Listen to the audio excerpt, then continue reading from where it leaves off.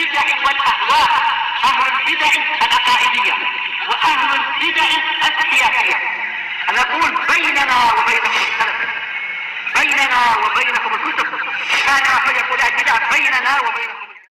بسم الله الرحمن الرحيم. الحمد لله حمدا كثيرا طيبا مباركا فيه كما يحب ربنا ويرضى الله. أشهد أن لا إله إلا الله وحده لا شريك له، وأشهد أن محمدا عبده ورسوله صلى الله عليه وعلى آله وأصحابه ومن تبعهم بإحسان إلى يوم الدين. أما بعد.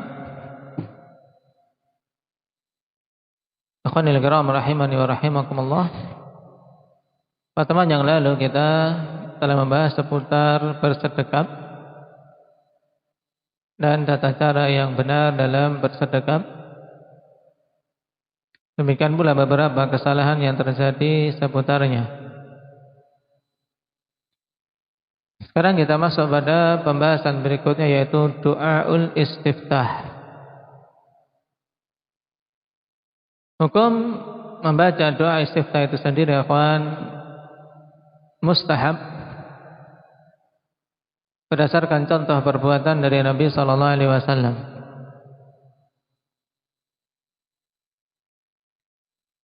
Qala wa sunnatu al-istiftahu ba'da takbiratil ihram wa qabla al-qira'ah.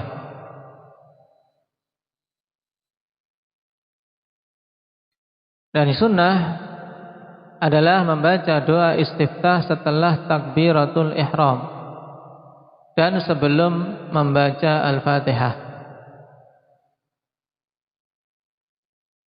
Rawahul Bukhari wa Muslim wal lafdhu lahu an Abi Hurairah radhiyallahu anhu qala kana Rasulullah sallallahu alaihi wasallam yasqutu baina at-takbiri wa baina al-qiraati iskatah. Abu Hurairah mengatakan, dulu Rasulullah sallallahu alaihi wasallam diam antara takbir dan qiraah.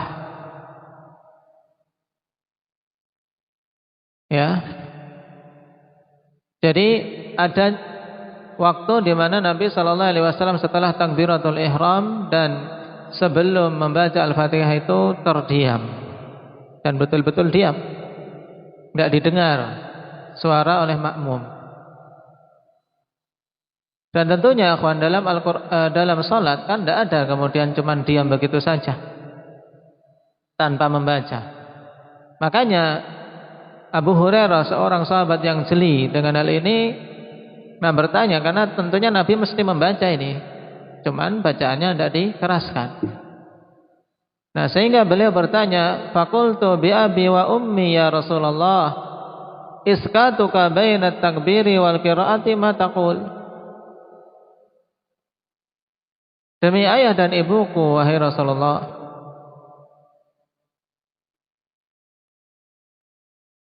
terdiamnya Anda antara takbir dan qiraah itu apa yang Anda ucapkan? Maksudnya terdiam karena tidak ada suara. Tapi beliau yakin karena inna fis sholati la syughla, dalam salat itu mesti ada kesibukan. Tidak ada cuma sekedar diam tanpa mendengarkan atau tanpa membaca. Karena dalam salat harus diketahui ini, akhwan. Ya, ketika kita salat, ya jangan ada kondisi di mana kita cuma diam tok, tidak membaca atau tidak mendengarkan. Nah, makanya Abu Hurairah bertanya, apa yang gerangan yang dibaca oleh Nabi? Qala sallallahu alaihi wasallam, aqul Allahumma ba'id baini wa baina khataayai kama ba'adta bainal masyriqi wal maghrib. Aku katakan dalam waktu tersebut, ya Allah, jauhkanlah antara aku dengan kesalahan-kesalahanku sebagaimana Engkau telah menjauhkan antara timur dan barat. Nah, ini menunjukkan apa? Betul-betul minta dijauhkan dari kesalahan-kesalahannya. Allahumma naqqini min khataayai kama yunaqqas thawbul abyadu minad danas. Ya Allah, sucikanlah aku dari kesalahan-kesalahanku sebagaimana tersucikannya pakaian putih bersih dari kotoran. Allahumma ighsilni min khataayai bitsalji wal ma'i wal barad. Ya Allah, cucilah kesalahan-kesalahanku dengan salju, dengan air dan dengan barad. Al-barad akhwani fillah yaitu apa? Butiran-butiran air hujan yang sangat jernih. Kalau di tempat kita jarang atau hampir tidak pernah seumur-umur melihat hujan dalam bentuk al-barad ini. Kalau di Yaman dulu apabila ada pergantian musim dan pas hujan yang deras, terkadang ada hujan al-barad, yaitu hujannya akhwan tetesannya besar-besar seperti kelereng-kelereng, ya, butir-butirannya dan tidak pecah. Jadi turun kalau di tempat berkumpulnya air ya dia seperti mutiara-mutiara, ya, mutiara-mutiara terkumpul. Nanti kalau kena kepala ya sakit. Kalau pas hujan itu enggak segera berteduh ya sakit. Karena bentuknya butiran-butiran. Itu al-barad, jernih sekali. Biasa kalau pas hujan itu dikumpulkan anak-anak, dimasukkan ke botol-botol aqua, nanti mencair, berjernih airnya. Qala al-Hafidz Ibnu Hajar rahimahullahu taala fil Fath fil hadits, maka as-sahabatu alaihi minal muhafazati ala tatabbu'i ahwalin Nabi sallallahu alaihi wasallam bi harakatihi wa sakanatihi. Ibnu Hajar mengatakan dalam hadis ini penunjukan hal yang dulu para sahabat sangat bersemangat padanya, yaitu tatabbu' ahwalin Nabi. Mereka betul-betul berusaha meneliti keadaan Nabi sallallahu alaihi wasallam, baik itu ketika beliau bergerak diteliti, diperhatikan. Ketika diam juga diperhatikan karena beliau teladan. Wa israrihi wa ilanih, ketika beliau melirihkan bacaan maupun mengeraskan, maupun ketika beliau melakukan perbuatan sendirian maupun ketika terang-terangan. Taib hatta hafizallahu bihimuddin, sehingga Allah Subhanahu wa taala jaga dengan mereka itu agama ini. Dan itu sebab penjagaan din, sebab penjagaan agama ini. Dan ini jasa yang sangat besar dari para sahabat radhiyallahu alaihim. Allah berikan taufik kepada para sahabat untuk memiliki kepekaan yang luar biasa. Jadi mereka itu bukan orang-orang terbelakang, tapi mereka orang-orang yang cerdas.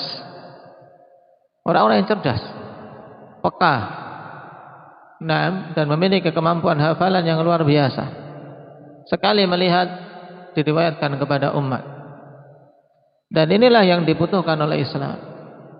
Islam butuh rijal, Islam butuh para pengembannya yang yang memperjuangkannya sesuai dengan kemudahan yang diberikan. Famin akhta'il musallin, di antara bentuk kekeliruan-kekeliruan orang yang salat, yang pertama al-istiftahu qabla takbiratul ihram. Ini jelas salah. Membaca istiftah tapi sebelum takbiratul ihram. Yang kedua tarku doa istiftah, meninggalkan doa istiftah. Walaupun hukumnya mustahab, tapi sejatinya seorang muslim jangan meninggalkannya. Kenapa? Karena yang pertama itu adalah sunnah, dan yang kedua karena kandungan doa yang terkandung di dalamnya, ikhwan. Dan doa istiftah datang dalam beberapa riwayat yang paling kuat. Beriwayatannya ikhwan dan paling sahih ya riwayat muttafaqun alaih ini. Riwayat Bukhari Muslim dari Abi Hurairah. Oleh karena itulah seyogianya doa ini yang dijadikan dijadikan pokok dalam doa istiftah. Sesekali ingin yang lain tidak mengapa, tapi yang jadikan pokok yang sering dibaca doa ini, karena ini riwayat yang paling kuat dan Nabi sendiri yang yang membacanya. Ada beberapa doa yang lain seperti apa? Subhanakallah bihamdika wa tabarakasmuka wa ta'ala jadduka wa la ilaha ghairuk. Tapi ini riwayat tidak dari Nabi sallallahu alaihi wasallam, walaupun boleh. Dalam artian bukan Nabi yang membacanya, tapi disetujui oleh Nabi. Tapi juga beberapa doa yang lain. Adapun yang langsung Nabi membacanya di antara yang paling sahih ini. Juga kandungannya yang sangat kita butuhkan untuk kita dijauhkan dari kesalahan, dibersihkan dari kesalahan, dicuci dari kesalahan-kesalahan kita.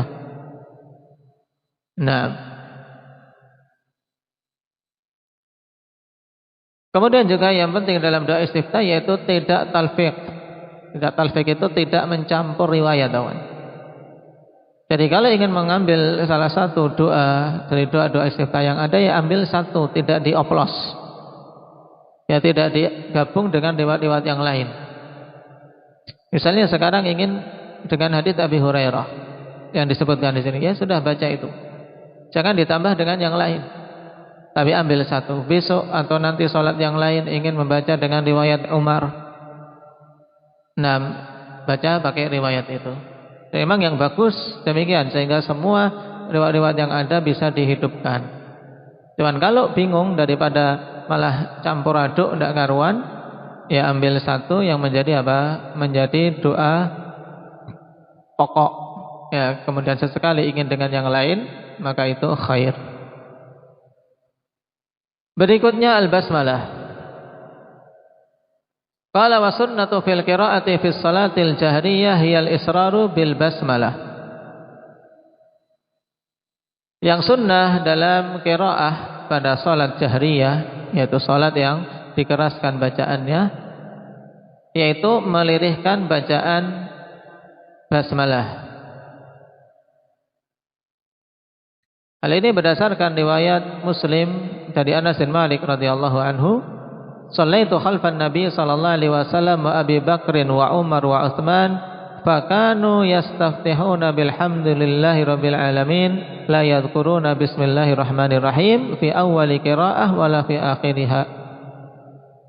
Anas mengatakan, aku salat di belakang Nabi sallallahu alaihi wasallam dan Abu Bakar serta Umar dan Utsman.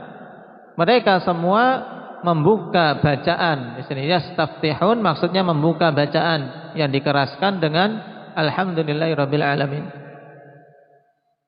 Tidak menyebutkan bismillahirrahmanirrahim di awal bacaan, tidak pula di akhir bacaan. Ini menunjukkan bahwasanya awal kali yang dikeraskan oleh Nabi sallallahu alaihi wasallam, demikian pula khulafaur rasyidin, adalah bacaan alhamdulillahirabbil alamin. Tapi hal ini tidak menafikan bahwasanya mereka membaca basmalah. Kenapa? Karena yang diinginkan oleh Anas adalah yang dikeraskan. Dan basmalah tetap dibaca, cuma dibaca lirih. Wa aidan fi riwayatin fil Bukhari wa Muslim anna Nabiy sallallahu alaihi wasallam Abu Bakr wa Umar radhiyallahu anhum kanu yaftatihuna as-salata bilhamdulillahi rabbil alamin. Bahwasanya Nabi dan Abu Bakar serta Umar dulu membuka bacaan dalam salat dengan alhamdulillahi rabbil alamin. Dan yang semisalnya dalam Sahih Muslim dari Abi Hurairah, juga dari Ummul Mukminin Aisyah.